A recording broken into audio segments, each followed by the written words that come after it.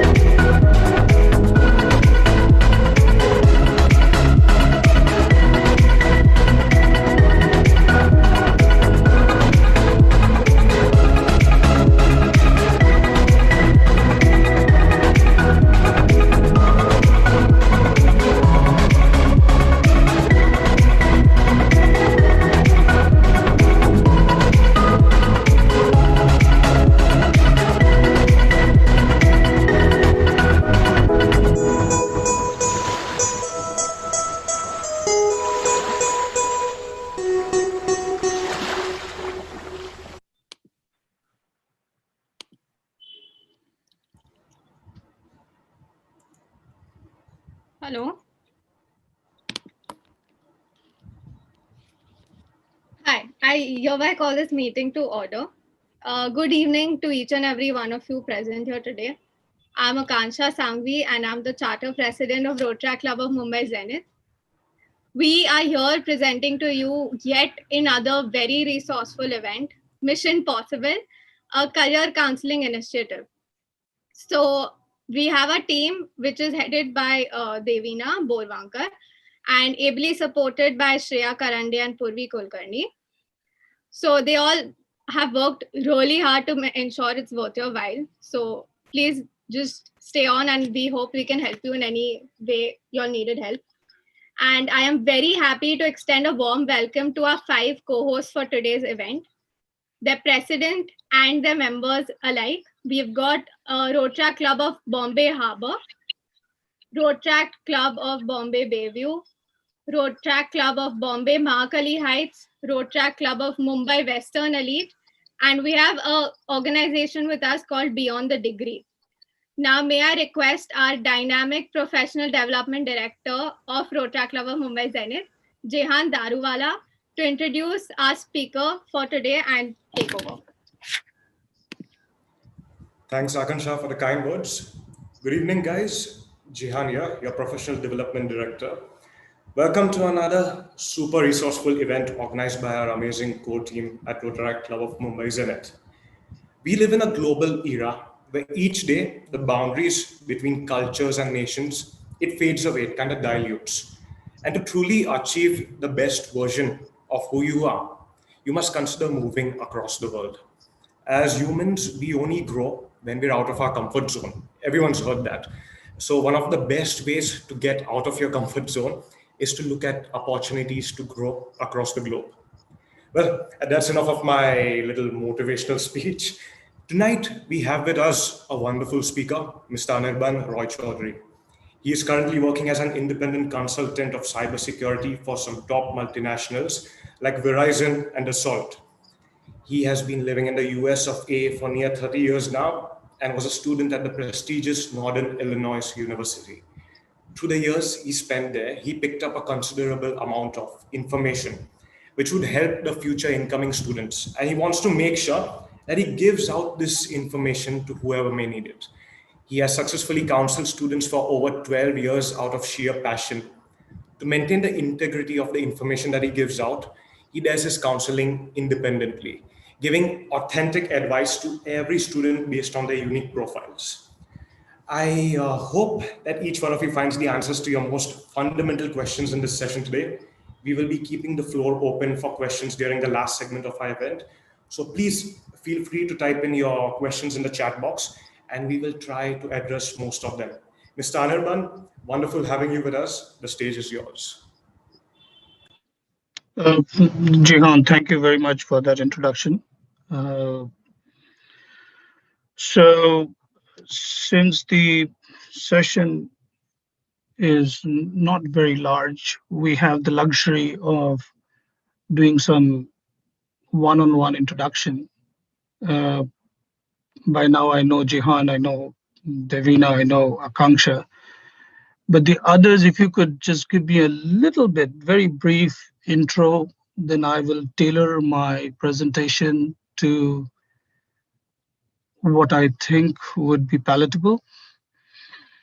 So that we are either not going or not shooting below the target or above the target. So if you guys could just give me a very brief introduction. What do you do? Each one of you name what do you do and what do you want to do, and then we move on to the next person. Who wants to start? Actually, we're streaming on YouTube, so like this is not They the will not be able to. Okay. So can you give me would you know these people? Can you introduce to me what the general profile is? All right. So most of us are in the age group of 20 to 24, and since I have already done my counseling with you, I am in the position. You don't have to tell me about yourself. Rest everybody. I mean, if you could just give me what. I don't know anybody personally, so I think all of you could just switch on your cameras, your mics, and please talk to him a little bit. Ganesh, would you like to do it since you're still in your engineering stage? I don't mind that. Yeah. Hello, sir. I'm Ganesh Topiwala, and sir, I'm a BE Mechanical Engineering student. Sir, can you hear me clearly? Yeah, I can hear you. BE Mechanical, which year? The fourth year, final year. Okay. I'm in STEM 7 right now, And so after pursuing technical studies in engineering, I aim to do something in the field of finance. So, sir, what would be the options that I would be having, or something like that? Yeah, So, we will discuss that post the session. But good to know what you are doing and where you want to go. Next person. Okay, yes, so we have actually had people fill up the form for us, and for just like, so we have an idea of what we are looking for. So Mhm. we have a majority, like we have 70% of the people who are joining in who are aiming to go for their masters Mhm. and like the post grad, and a few people are aiming at CPL, CAE, Oxford, Mhm. and yeah, like we've got the majority is most for post grad, and the remainder is for undergrad and like the normal degree. And I mean, I think everyone is just looking for whatever sort of advice in USA itself, because I mean that's where you are, like that's what you do, right? Yeah. All right. So let me start with. Let me share the screen. You guys able to see the screen? No. Are you able to see the screen? Not yet. Not yet, sir.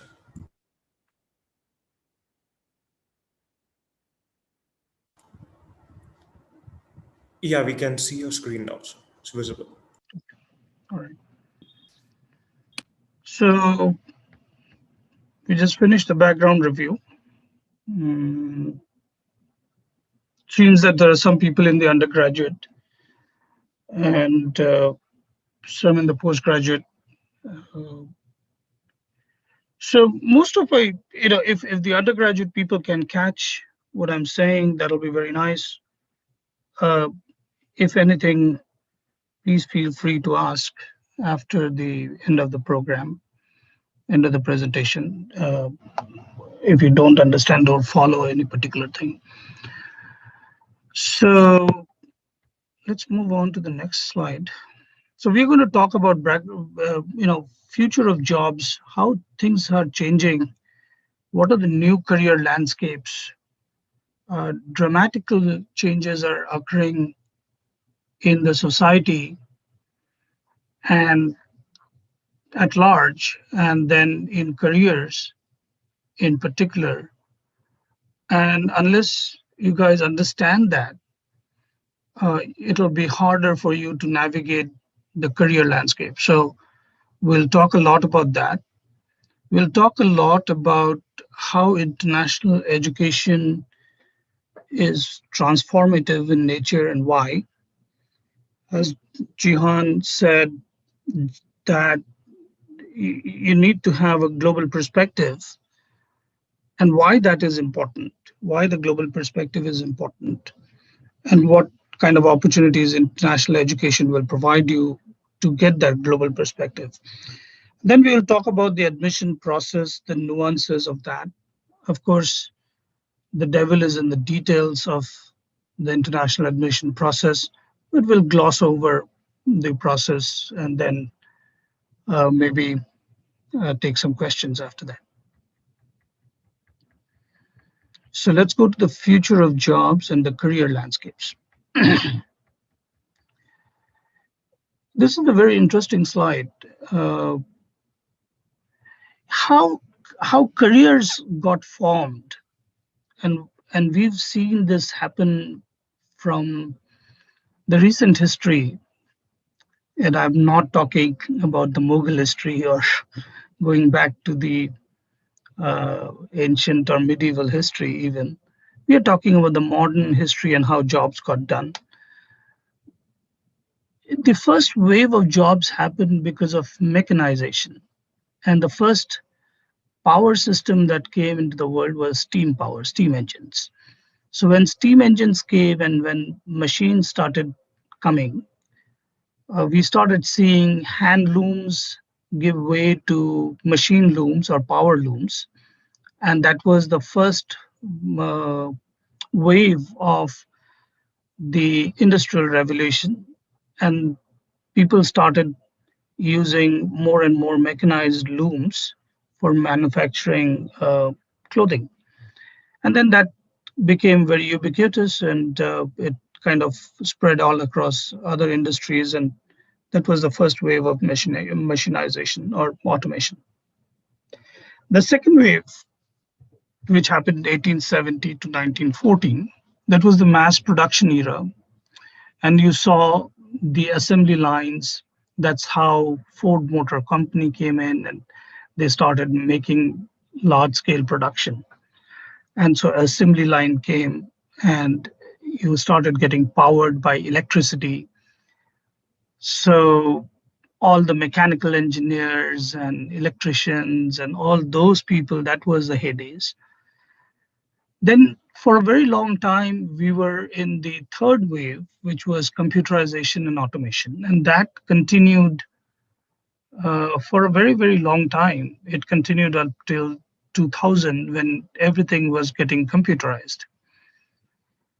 And then from 2000 to present, the cyber physical systems, which is basically all systems now connecting together to form an ecosystem which can be interoperated. And this interoperation brings in opportunity as well as challenges. One of the examples of interoperation is, let's say, for example, which you may have seen in India, is that you can now switch on and off your air conditioner using your phone app. So think about this, how many devices you're interacting with. Your phone, which has the app. The app in itself is not directly taking your instruction and giving it to the air conditioner, but the app is taking your instruction, going through your home router into the app's server, which might be sitting on an Amazon cloud or maybe an Azure, Microsoft cloud, or some other cloud, reverting that instruction back into your router, and then through your router into your maybe Samsung or Hitachi air conditioner, and then the air conditioner flips on or off. So that very small act of toggling your app on your iPhone or your Android phone to switch on or off your AC has so many different technology vendors. Your iPhone, your app technology, your ISP, internet service provider, your router, your Amazon cloud or Microsoft cloud or Google cloud, the Hitachi machine. 6 or 7 vendors are interacting, interoperating in order to just execute that one instruction. So the connectivity is changing the world. Then the data storage has become very cheap, and so a lot of data is being collected. Sensors have become cheaper, so a lot of data is being collected as you talk, as you move, as you operate your life. Everything is a data point that is being collected, stored, analyzed, and reacted to. So when you start, let's say you decide to look at a shoe today, and so you look at a shoe, and then tomorrow onwards, whichever website you're visiting, you can see that shoe advertisement. That is happening because of a purpose. Somebody is following you, somebody is tracking you. They have put a cookie on your browser and they are tracking you. Now, all this put together changes the complete dynamics of the job market. One such dynamic, which is very visible to you, is, let's say, Uber. It has completely disrupted the taxi business all over the world. There's one company sitting in New York and operating millions and millions of taxi cabs all across the globe, just by getting information together. Biggest taxi company in the world does not own a single taxi. Think about it. Biggest hotel company in the world doesn't own a single hotel room, Airbnb. Those kind of changes are what is happening during this fourth industrial revolution. Now, that is powered by interoperability because of the internet. Everything is connected to the internet, because of artificial intelligence, and because of big data. Now, so the future of jobs. The machinization was the first part of the Industrial Revolution 1.0, where things started becoming more mechanized. Then came the second industrial revolution, where we started producing in masses. And so we came to know about modern industry, labor force, working together, assembly lines, all those kind of things, economies of scale. The third was fundamentally automation. And the fourth one is automation, robotization, uh, interoperability, all of that, flexibility. Now, there is a YouTube video, which is a longer video, so I'm not going to run it, but you guys might want to take the URL and watch this video. This is about the fourth industrial revolution. I think I have embedded two videos in this presentation. Both are very interesting. One is this YouTube video, which talks about the fourth industrial revolution and how transformative is that. And then there is another one, which is about how the automated warehouse for Amazon works. And that is also very, very interesting to watch, because you will see there is a massive warehouse as big as a football field, or maybe a couple of football fields. But there are only very few employees, maybe 10 employees working in that whole environment, because everything is automated. So the moment you click on an Amazon order, there's a robot which gets that order, goes, picks it up, brings it to the loading clerk. That loading clerk puts it in a box, prices it, tags it, then puts it on a conveyor belt, which the belt directly takes it to the plane waiting to be flown out.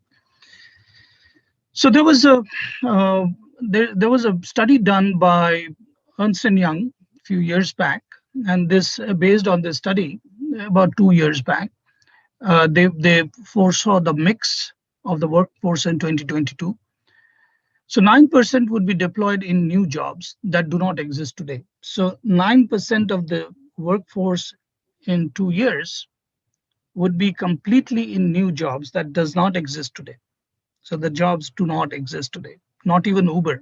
So Uber is a new job, but even that would be considered as old by then. And so 9%, almost 10% of the workforce would be deployed in areas which we can't even foresee. 37% would be deployed in jobs that have radically changed, skill sets. For example, the Uber. Now, Uber drivers are, remember, not just drivers anymore. They are quite advanced in terms of their usage of smartphones. They know how to handle the app. They know how to handle customer service and all of that. They're kind of mini entrepreneurs or micro entrepreneurs themselves, who've kind of bought their car. They're trying to repay the loan. So they're much more than just being a driver. And so they have evolved. I don't even know what the disrupted drivers are doing or how they're going to remodel themselves. Perhaps they are going to upgrade their skills and become Uber drivers themselves at some point. But that's where we are. 54% will fail under unchanged job, will fall under unchanged job category. So 50% of the jobs will perhaps still remain unchanged, because the world over, the adoption of technology is not even. In some parts of the world, technology adoption is faster than other parts of the world. What's going to happen in a country like India? Hard to tell. We are going to have patchy development. In some cases, you will have leapfrog effect, where you went from the whole country not having a telephone system. And when we had landlines, I don't know whether you guys even know what landlines are, but when we had landlines, a lot of portion of the country did not have landlines, did not have telephones. But then when they got mobile phones, the whole country, and when they privatized phones, the whole country went into mobile. They just leapfrogged from having no phones to everybody having a a landline, to having a mobile phone. So the future of jobs in 2022 in the IT sector, for instance, what would be the new job roles? The new job roles would be computer vision engineers, wireless network 5G specialists, for example, embedded system specialist, data scientists, data architects, AI research scientist, robotic process automation developer, RPA developer. We didn't have any of these 5 years back or 10 years back.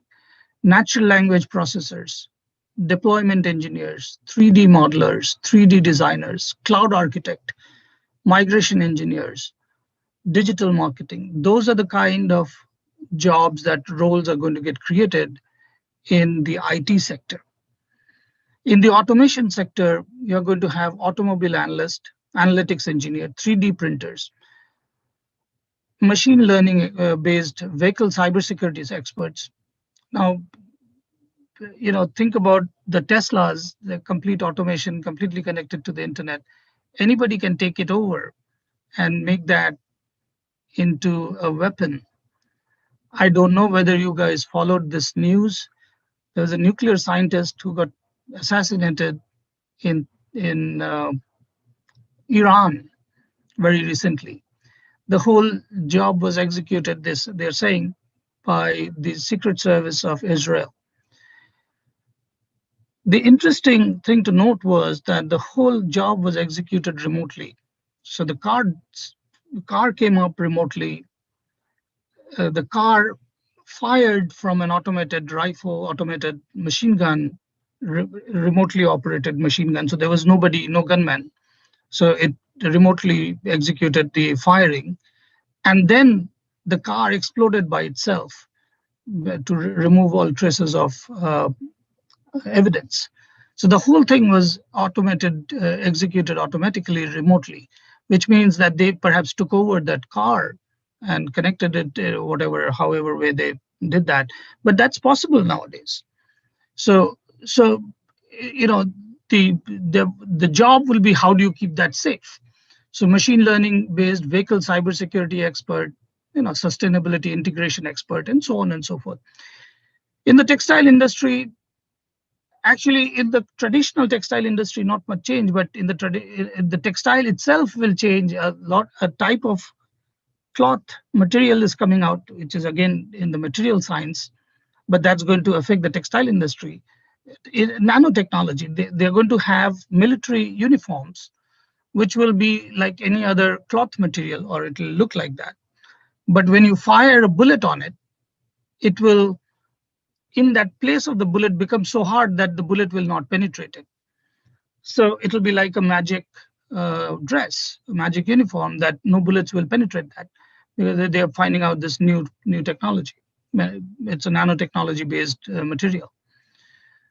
In the banking financial services, you will have robot programmers, blockchain architects, process modelers, cybersecurity specialists.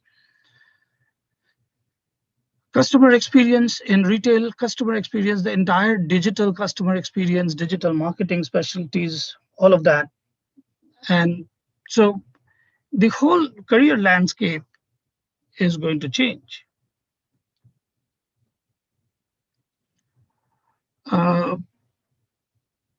Okay. Can you guys see my screen properly? Just enlarged it a bit.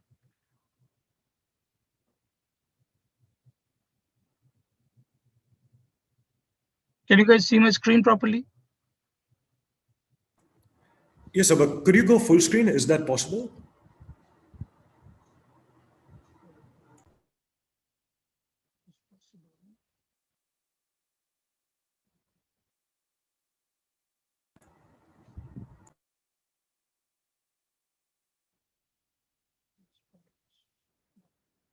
Is that good? Is that better?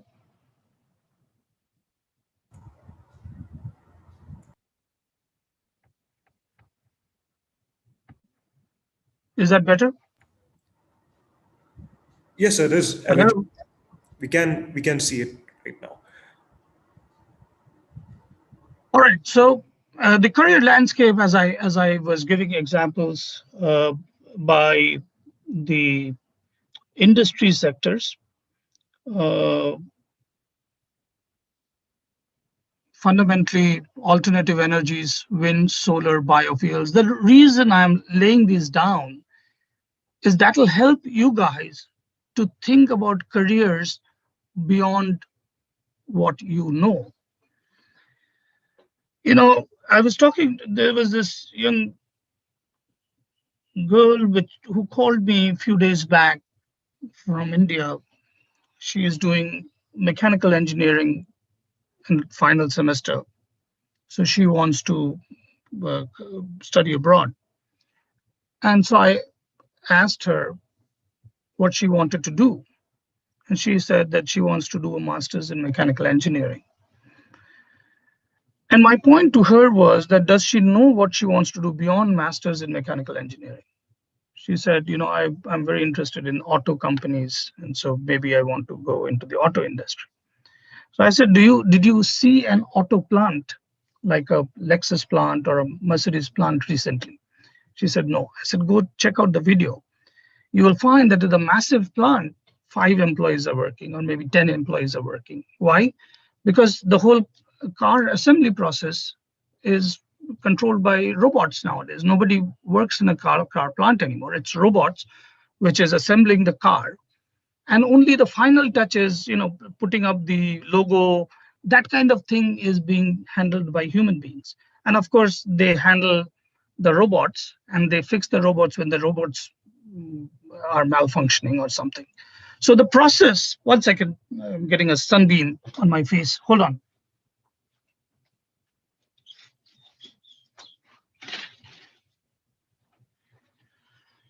Yeah, I'm back. So one of the things that happens is that there's no point in studying just mechanical master's degree, but you need to study mechatronics, which is a combination of mechanical engineering and electronics, so that you know how to use a robot and program a robot and fix a robot when the need is, so they can work in an auto plant. So those kind of changes you have to make in your thinking process. So thereby this list might help you to think through what you want to do, what are these areas, explore these various areas. And that's why I put it here, data science, cybersecurity, advanced computing, robotics, artificial intelligence, biomedical engineering, nanotechnology and material science, healthcare administration management, environmental science, genetic engineering, synthetic biology. You know, these vaccines that are coming out now, mRNA, messenger RNA, they are, you know, they're fundamentally a very new technique, never used before. They are fundamentally sending a message to your genetic code or immune system to generate a certain type of protein that will counterattack the virus.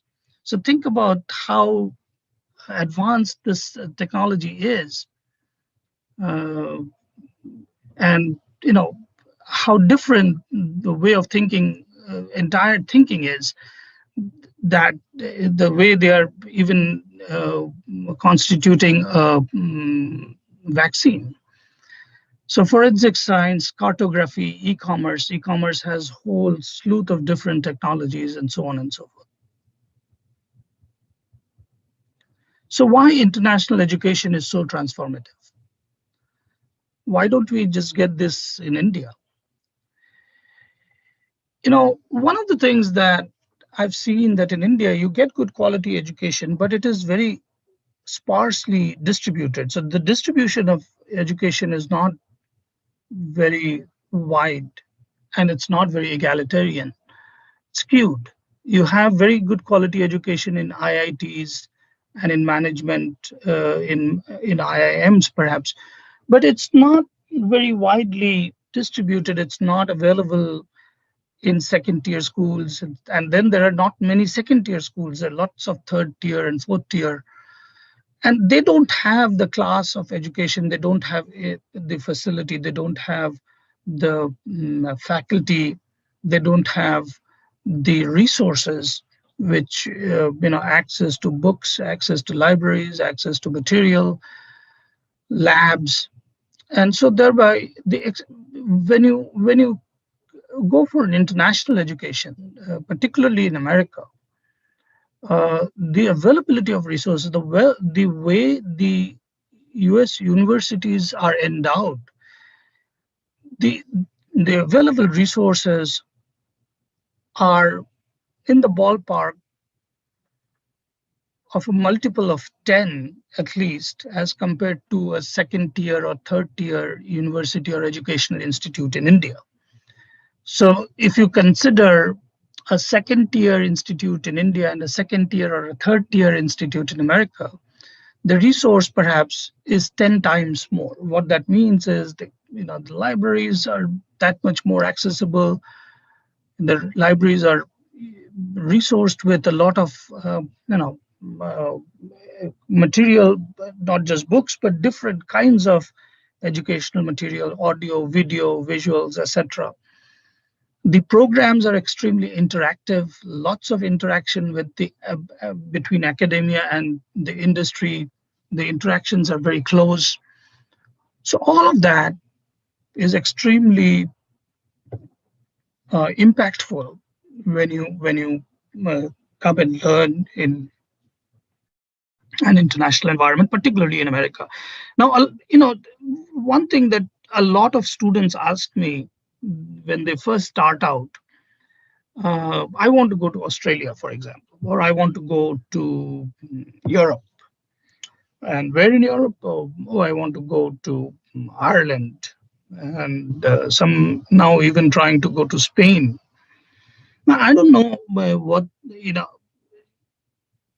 I have, by the way, managed and run companies in 27 different countries. When I've owned companies, I had companies in India, America, and England. But prior to my entrepreneurial journey and prior to my owning companies, I was running an operation for some other company, and I was in charge of their US and European operations. And that opportunity led me to run companies in 27 different countries. You don't have this kind of resources in every country. You don't. And that's why, in spite of all the ruckus that's going on in American politics right now, America still leads in academia and mostly in technology and innovation, fundamentally because of the resources that it has. And because of the resources it has attracted that kind of brains from all over the world. And because it has the resources and the brains, they are able to keep at the forefront of every innovation. And so thereby, you don't kind of hear about a Google coming out of Australia or a Facebook coming, or any company, Netflix coming out of Australia. Every brand, every company that is impacting your life today, most of them have originated from America. One or two have originated in Europe, some in Germany maybe, but most of them are originating in US. And that there is a reason because of which that is happening. So that's world-class resources, world-class teaching, learning, high opportunity for research and innovation, better integration between academia and industry. And culturally, very interesting. When I was in India about a year back, I had met the principal of Bharatiya Vidyapit Engineering School in New Bombay. And he asked me a very interesting question, that all these leaders in the various industries like Satya Nadella and Sundar Pichai and so many others, he said that these are Indian people, and how are they being so successful there but not successful here? I said, it is not just they who are successful, but many of them from India. They come from India, and why just from India, from all over the world, and they become extraordinary. So they're not necessarily extraordinary in and of itself, but the system is such that creates makes you extraordinary. Why? Because A, it gives you all the resources, it gives you all the mentorship, it gives you all the necessary interaction to broaden your horizon. And plus, the culture is that of, yes, it is possible. Yes, we can do it. When you have that kind of an attitude, when you have that access to that kind of resources, you change. A big portion of why a person doesn't change is because the person feels closed, feels that what am I going to do? The government will not let me do it. The other competition will not let me do it. People will not let me do it. There is no market. So your can-do attitude gets killed. That's a big, dramatic change factor.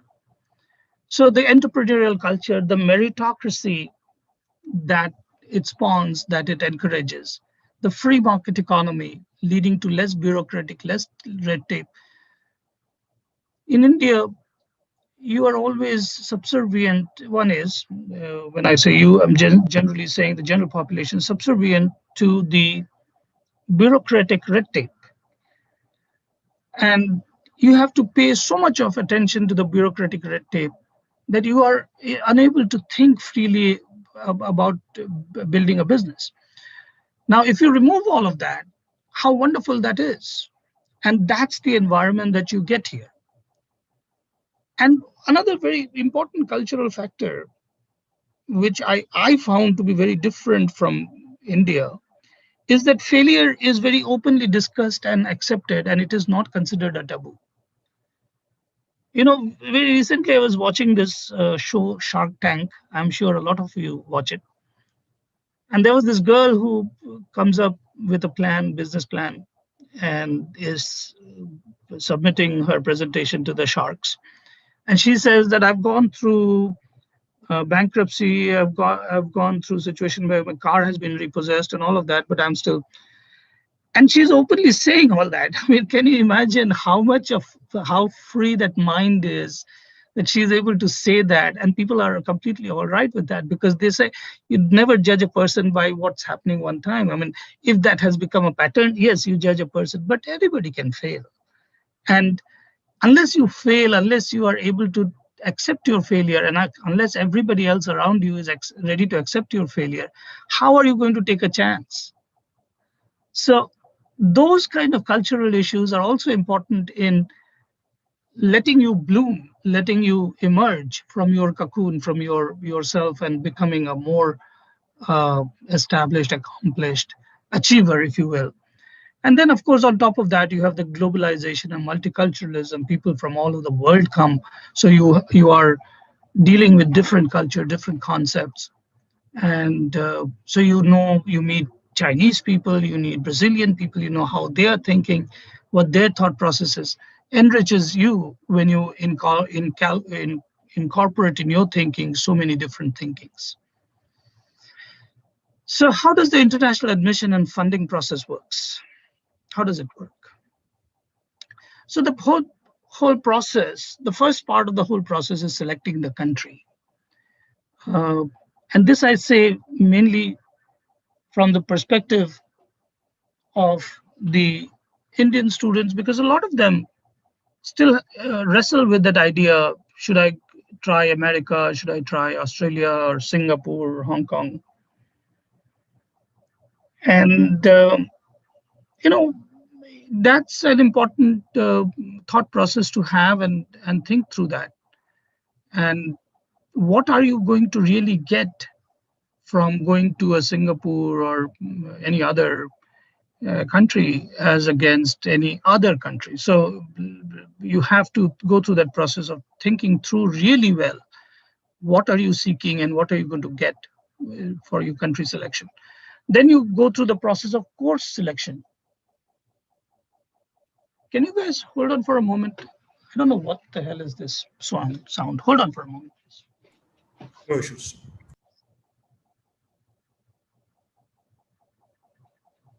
Some car alarm, whoever that car belongs to. Anyway, then you've got to go through the course selection. As I said, that do you study mechanical engineering master's or do you do mechatronics? This gentleman at the beginning of the class said he was doing engineering, but he wanted to do something in finance. I mean, those kind of discussions need to be done. What the ultimate goal is needs to be, thought through. It is very important to think just beyond the course itself. You have to think career. What do you want to do? Not just immediately as a course, but after that, once you've done the course. And so that thought process has to be there. And then you come down to selection of the college. So if you are thinking of finance, it might be a better idea to uh, select a college in and around maybe New York. If you're thinking technology, it might be better to go in and around a technology center, which could be Massachusetts or New York or North Carolina, or Research Triangle or Austin or Colorado or Silicon Valley. So it depends upon what you want to do. Much like in India. In India, of course, there is not much choice. But if you want to do technology, you might study in Bangalore. Everybody gets that. And if you want to go to Bollywood, you perhaps come to Bombay. That's pretty straightforward. But if you are going to select a college in Patna or Ranchi or Muzaffarpur, what kind of career are you really selecting, right?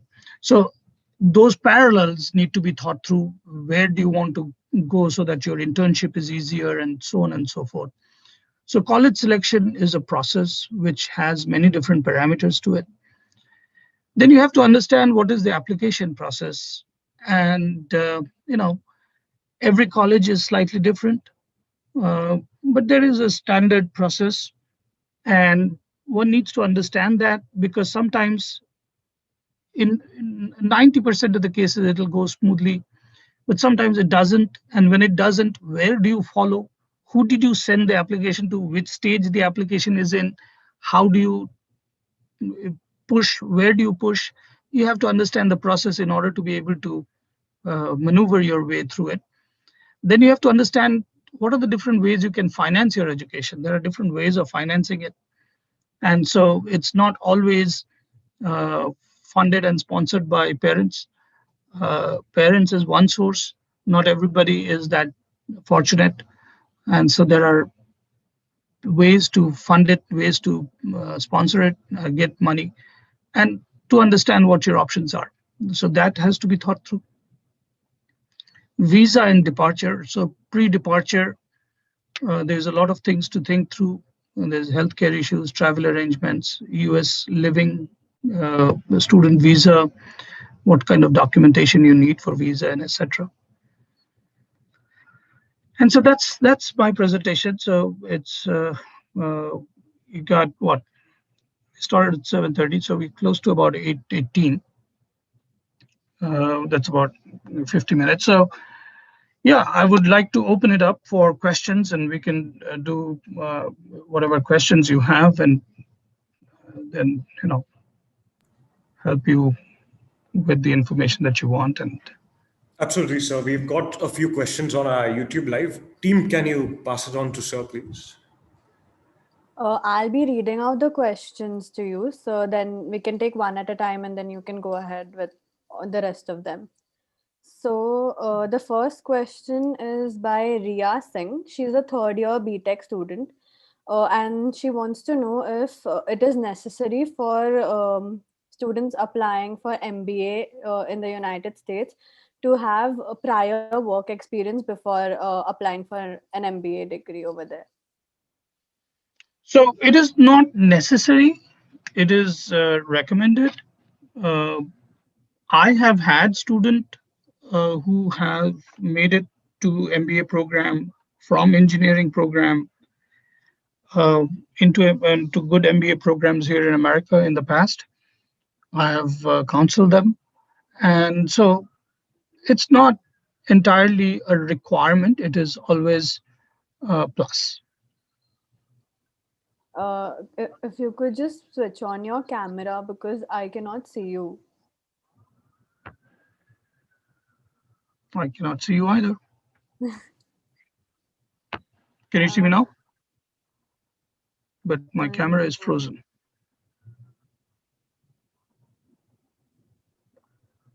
Is it just me or other people also cannot see him? No, I can't see, sir. It's not visible. Uh, it's okay. Let's The just. internet. Yeah, I think so. Okay, so the next question is that Indian schools are very marks or exam score oriented. So is it the same for GMAT scores also? And does getting a fine GMAT score guarantee a student admission to an Ivy League university? Okay. So the admission is dependent on many different factors. GMAT score is one of them. I mean, if you are going for management, if it is non-management program, then it is the GRE score. Your GPA is another one, very important. And, then there are other things which are extremely important, which is fundamentally the statement of purpose, how you write your statement of purpose, your documentation. There was one student who, interesting episode, few years back. After he got his admission, he reached out to me. He said, "I don't know, sir, what you did. I I got funded in this university, and my friend from my same program, same college in Bombay, did not get funded." I said, "What did you do? How did we write the statement of purpose that I got funded? He got a scholarship, and his friend who's from the same university got admission but didn't get the scholarship. And they had very comparable background. So perhaps the other guy had a little better background. So there is a lot that has to happen in terms of how you present your candidacy. The candidacy has different components to it. So remember one thing, that when you select an university, you are selecting an university primarily based on two things. One is you are selecting it based on your GMAT or GRE score, and you are selecting it based on your GPA score. But guess what? Everybody else who's also targeting that same university has also selected that same university based on those two same factors. So let's say, for example, you are selecting New York University, and in New York University, you selected 310 GRE or 725 GMAT, and you got a GPA of 9.8, and you selected because they were accepting last semester 9.8. Now, there's 100 application in New York University for that class, or maybe 1,000 application. Every one of them have that same score or nearabouts. And that's why they selected New York University. Otherwise, they wouldn't have selected New York University at all. So when you are selecting an university, that score is important for the initial selection of the university.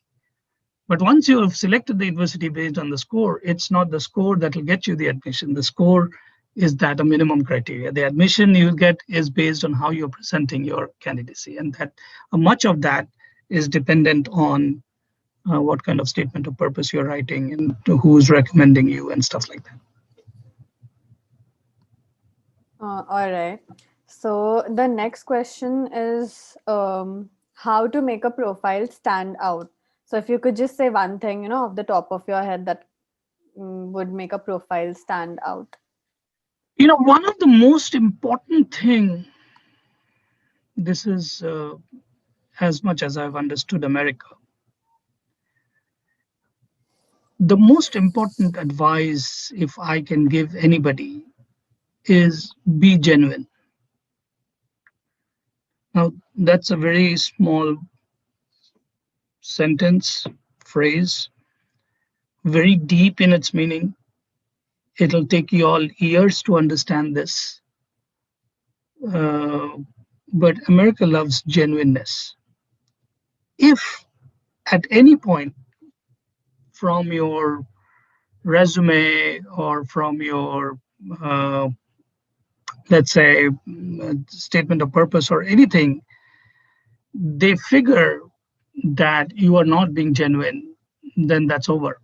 Your application straight into a trash can. It won't even get a consideration. So, you have to be able to be very genuine in how you present yourself. And of course, you are going to put your best foot forward, but never make up stories. Great. So the next question is, what are the chances of an international student getting a scholarship? The chances of a scholarships are pretty high if you are going into a research-based program. Like, for example, if you are doing mechatronics or anything like that, where you're doing a research program where you could perhaps do some research, there the chances are very, very good. In an MBA program, it is not as good. And the reason being that MBA programs are extremely sought after and people are willing to pay for it. Uh, American students are willing to pay for MBA program, and thereby MBA programs for the universities are typically money earners, so they don't want to fund it, and that's why you have less chance of getting a scholarship or any kind of funding for MBA program. But that does not mean that you cannot. In fact, in the recent past, quite a few of my students, as I said, one of them example I just gave you was in MBA and he got it. And one of my student last year also got. She wanted to come for MBA, went to Colorado University in Denver. Yeah, she got 70% funding right from the first semester. So it's not impossible. It is possible. And I just thinking of another student who came from Bombay. She used to work for 93.5 Red FM, and she went to Rensselaer and she got it. So it's possible. Okay. What are the limitations that international students face while applying to colleges abroad in comparison to American students or the locals? Well, nothing in particular apart from the fact that you have to have a TOEFL score. The rest, everything else is the same. Particularly in the master's level, I mean, in an undergraduate level, the funding becomes an issue. But as far as the funding is concerned, if that is managed, then there is pretty much no, roadblocks. As an international student, they expect that you would be able to follow English as a medium of instruction. And to that effect, they have a competency requirement, which is a TOEFL score. And as long as you have an acceptable TOEFL score, you're fine. There's no difference between an American student or Indian student. They don't see where you're coming from. They see who you are as a person. Right. The next question is from Shraddha Khandelwal. She wants to know what the difference is between Masters in Finance and an MBA.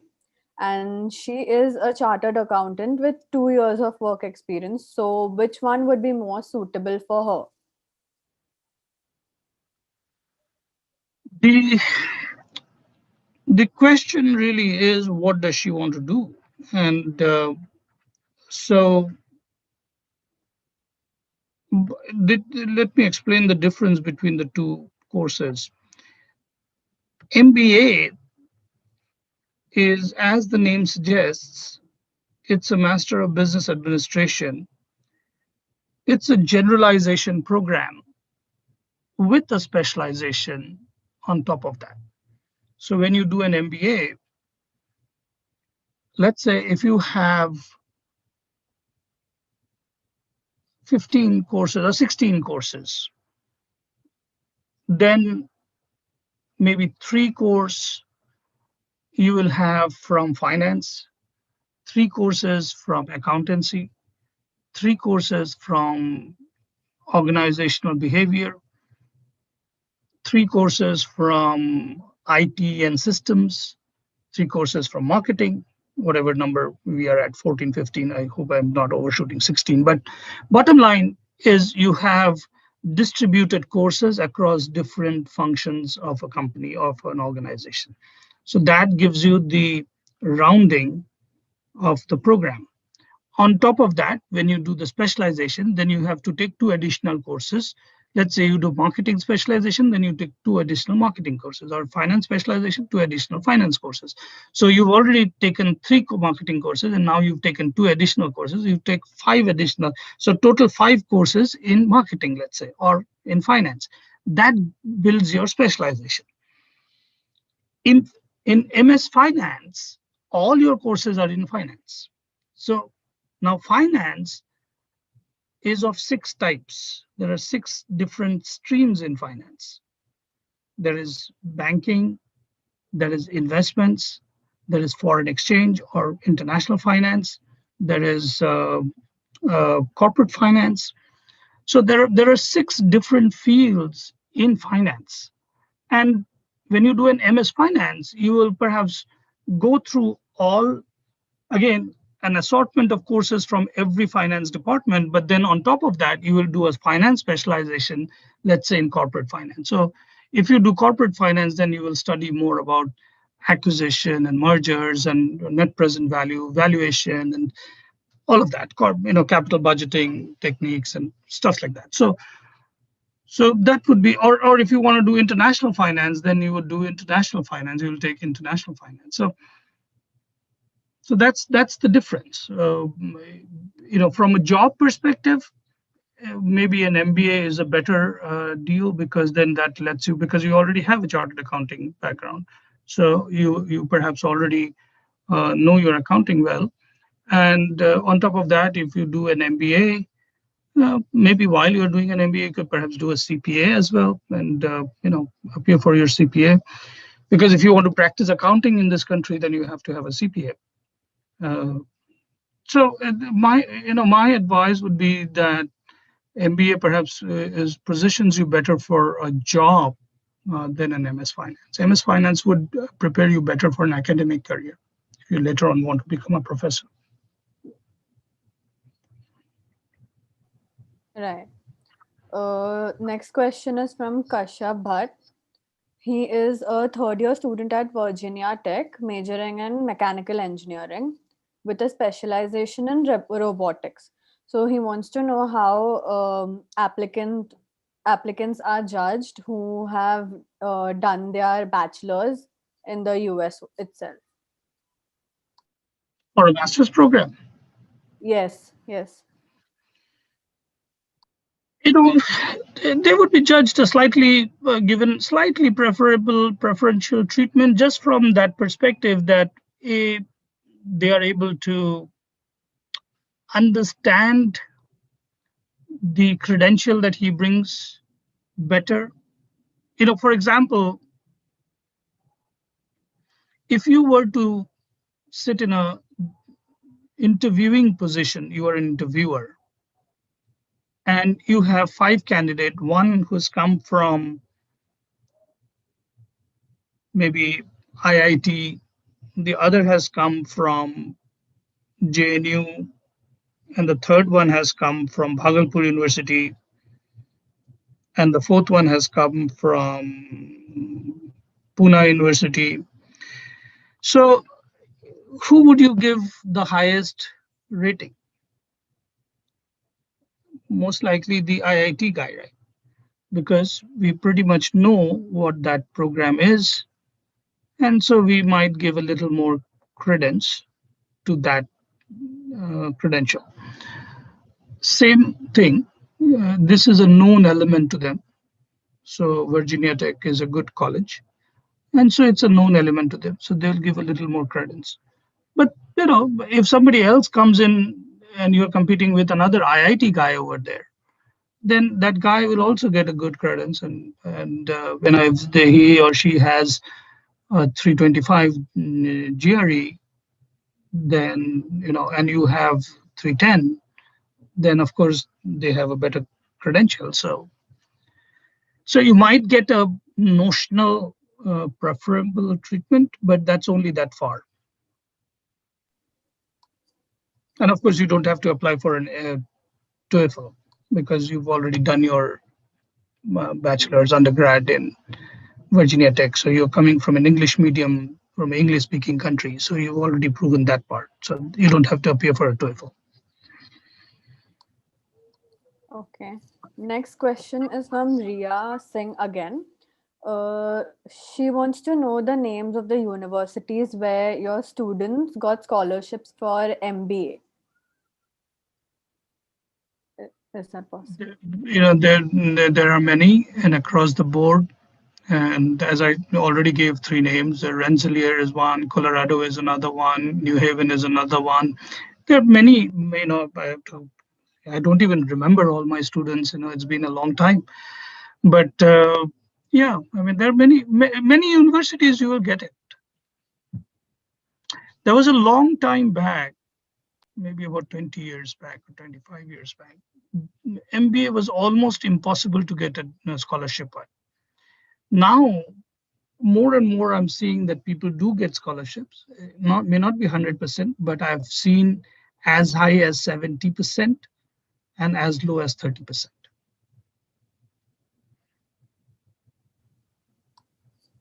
All right. When they do get scholarship, a lot of them don't get. So that's also there. Zero is also there. Okay. Next question is my personal favorite. Is Ivy League really? By the way, worth it? just another Sure. point. Very recently, another student of mine this year got admission in City University of New York, and she got in MBA, and she got a scholarship, but she got a very small amount. She got almost a token amount, $10,000. But it is what it is. I mean, she wasn't expecting. She didn't apply, but she got it.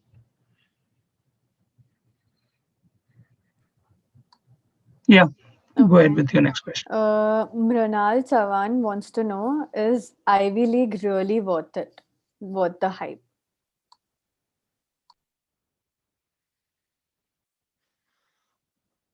Let me put it the other way around.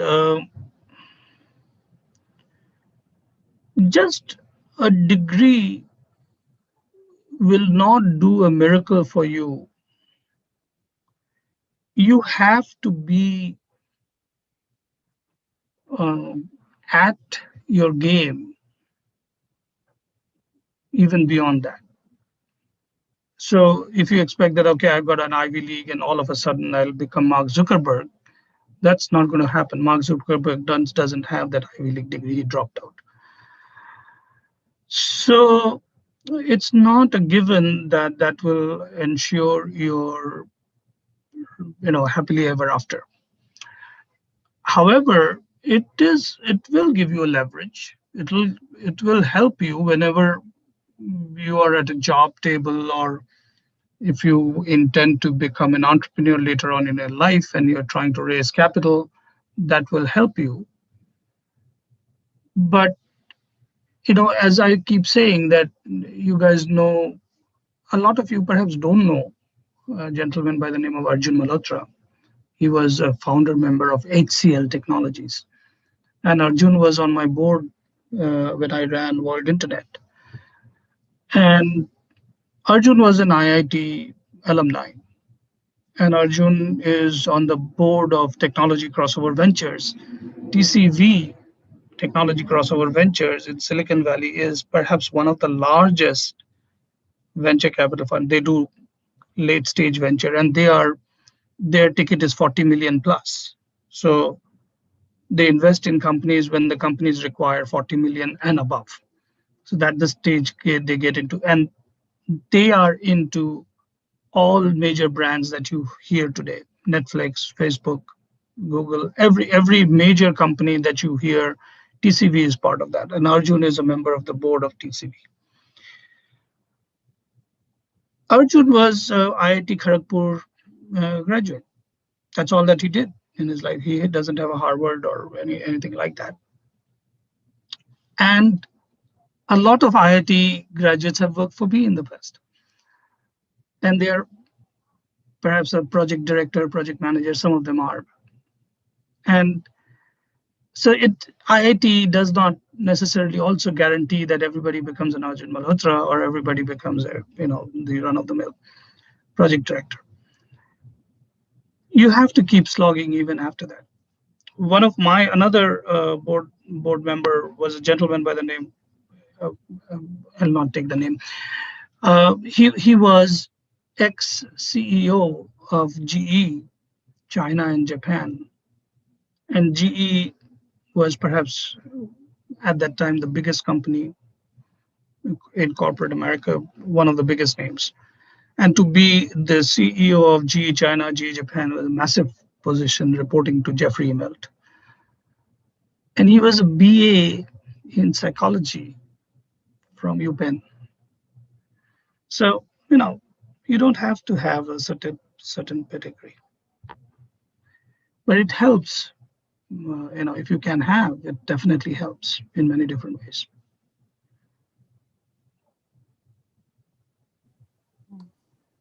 So now I'm taking the last question for tonight. It's that how should one choose whether they should go to the US or UK for an MBA? Could you elaborate on the pros and cons of attending universities in these two continents? So, the only other country which comes close from a business friendly perspective and cosmopolitan nature is UK. I loved London. Perhaps the second best city that I love in the world is London. First being, of course, New York. And as I said, I had an office there in London for many years, almost 20 years. UK is good, but you have to be very careful in the program you select, because UK got flooded with second tier, third tier colleges. It became a business. They even shut down a lot of colleges. And there are horror stories, and I'm not getting into the details of that.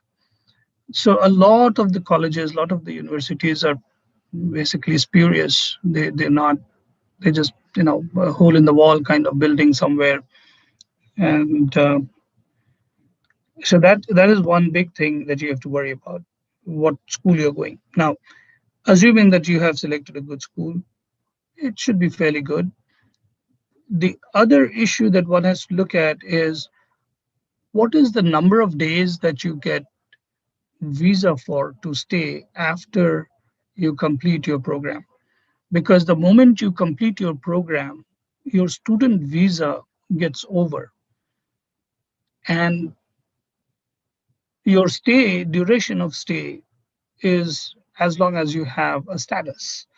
So if the day you graduate, the next day you are out of status, that you have to leave the country.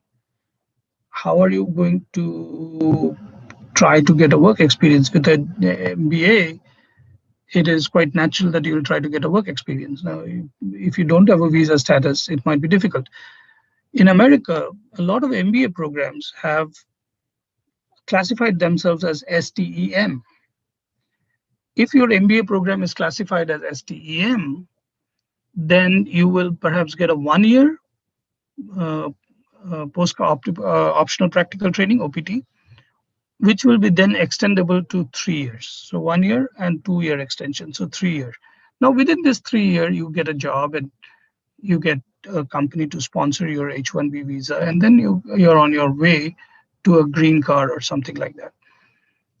In UK, that is still a problem because they changed the laws a few years back. And then, of course, we got into all this Brexit deal. And then after the Brexit deal, now the pandemic, now they are trying to negotiate a post-Brexit deal with Europe. So they're into a quagmire. They've not been able to fix that, although there is a recommendation out there that you need to fix your post-academic visa situation, but they have not been able to fix it, which means that after completing your UK program, you have to come back to India within 3 months, I think.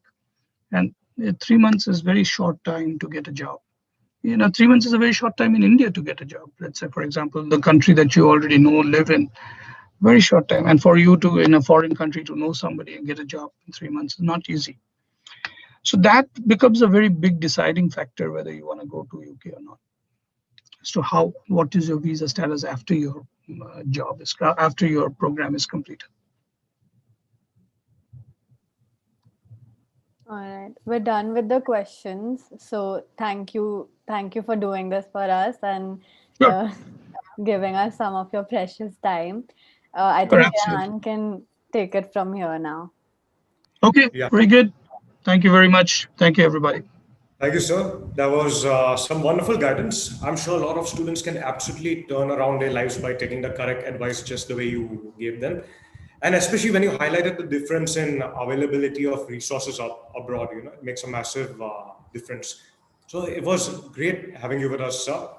And guys, all of y'all who attended, thank you so much. And I hope you all enjoyed the event. The event was organized by the core team of Rotaract Mumbai Zenith. Please share your honest thoughts in the comments and do check out our social media handles. And let's all keep striving towards self-development and being the best versions of ourselves. Best of luck with all your future endeavors. We're good to go, guys. Have a wonderful Sunday evening. Sayonara. Bye-bye.